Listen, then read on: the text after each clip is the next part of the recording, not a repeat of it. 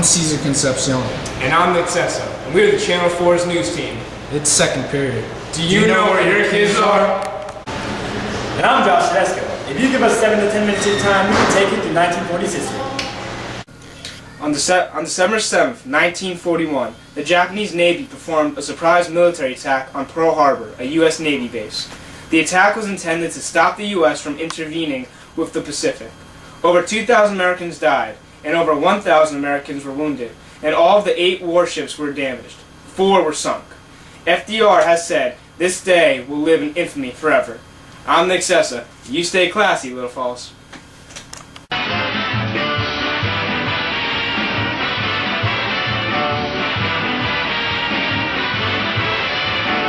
Haven't you got that vacuum cleaner fixed yet, McGee? No, and I've been working on it all day, and all I can see wrong with it is there's a little gadget missing off the thingamajig there that goes under the what's it behind the hootenanny here. Yes, I know. I told you that before you started. You did? Certainly, but you wouldn't listen. Good evening, America. Tonight I have here an African American and a woman who've been working in the labor force during the war. Malcolm King Parks, how has your time been in the labor force? Well, it's been real hard. Haven't been able to find work anywhere. My kids were getting mighty hungry. But the Fair Employment Practices Committee really made it easier for me to get a job and finally put some food on the table. And how about you, Ms. Bertha White? Well, thanks to the federal government and them funding the daycare program, my babies have someplace to stay while I'm at the work. Thank you. That's all we have. You stay classy, Little Falls. During the final stages in 1945, the United States dropped 2 atomic bombs on Hiroshima and Nagasaki in Japan. The United States became the first country to use nuclear weapons in war. At 8:15, August 6, 1945, a little boy was dropped on Hiroshima. At 11:02 on August 9th, 1945, Fat Man was dropped on Nagasaki.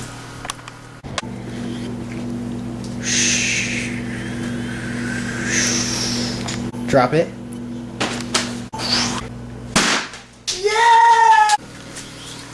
Tonight we have James Carlson and Ron Burgundy debating the decision.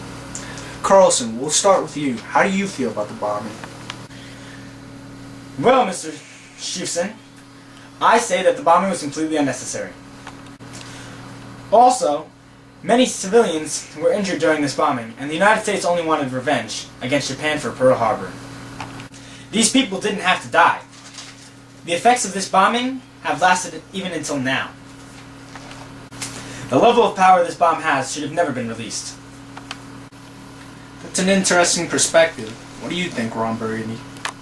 The U.S. definitely had the right reasons to use the bomb.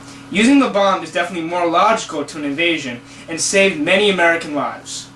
Using the bombs ended the war faster. Also, Japan's leaders refused to surrender, so the United States had no choice but to use the bomb.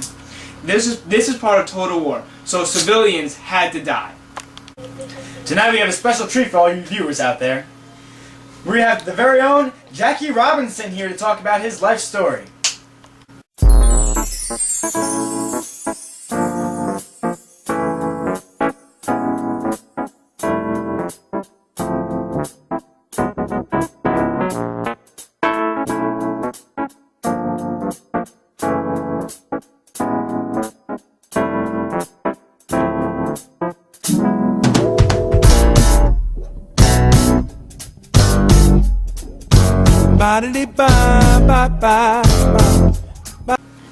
Hi, I'm Jackie Robinson, and I broke baseball's color barrier.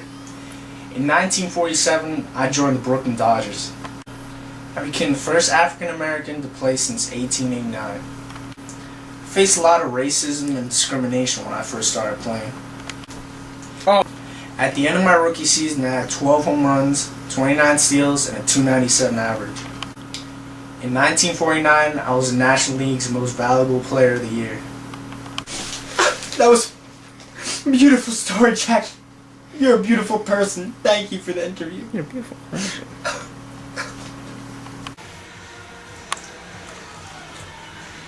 Ugh. This pizza is cold and hard. Are you tired of cold and soggy pizza, my friend? Well, you need to get yourself the microwave! What's a microwave? You mean a microwave. It is the latest and greatest in heating up your leftovers fast and easy. So what can it heat up? It can heat up virtually anything. A slice of pizza, popcorn, a deck of cards, or even your son. 'Twas my fate, due to the will of an all-wise providence, to become President of the United States during a most crucial time. Just before the surrender of Germany, at the end of World War II, and a short time before the surrender of Japan. It was my duty to make some earth-shaking decisions, both for the welfare of the United States and for the welfare of the world. Harry S. Truman was the 33rd President of the United States. Truman was very active with domestic and foreign affairs. He helped the American economy after World War II and proposed his fair deal. He was also eventful in foreign affairs. He used nuclear weapons against Japan, founded the United Nations, used the Marshall Plan and the Truman Doctrine. Not everyone supports Truman, but from all of us here at Channel 4, we believe he is a great president. He guided the United States in such tough times and overcame so many obstacles. He kept there from being a World War III, kept the economy booming, and contained communism throughout the world. There will be a time when Truman will be considered one of the greatest presidents. We support you, President Truman. Hello. For tonight's special, we have another special guest. General Douglas MacArthur is here to talk about his previous employment. General MacArthur, it is a great pleasure to have you today. How are you doing today? Well, I don't have any complaints about retired life. Not to say that I don't miss any of the action, fame, and glory. What would you say was the most memorable moment as your career as a general? When I was named Supreme Commander of the Allied Forces in the Southwest Pacific area, I truly felt the support of my comrades, both American and Australian. What was the most difficult decision you were forced to make as general? My answer is the most obvious answer. Defying Truman's orders in the Korean conflict was the most difficult thing I ever had to do. It forced me to choose between what I thought was right and what I was told was right. When mine and Truman's ideas clashed, I felt I had no other choice as a man or a general, other than threatening the enemy with the newly formed atom bomb. Well, thank you for stopping by tonight. Good luck to you.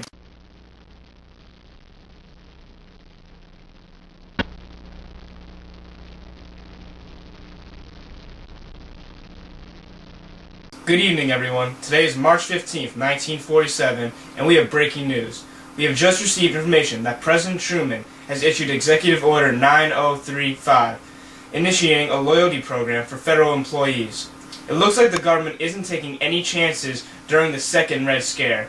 The program will result in 1,210 firings and 6,000 resignations from federal employees. Nobody wants to be blacklisted in court or have to be forced to name names to Congress. The United States is taking charge in anti-communism, but part of the result is thousands of state and federal worker careers are being damaged. Recently, a pro-communist American was attacked. Channel 4 has the footage. This shows how Americans truly feel about communism.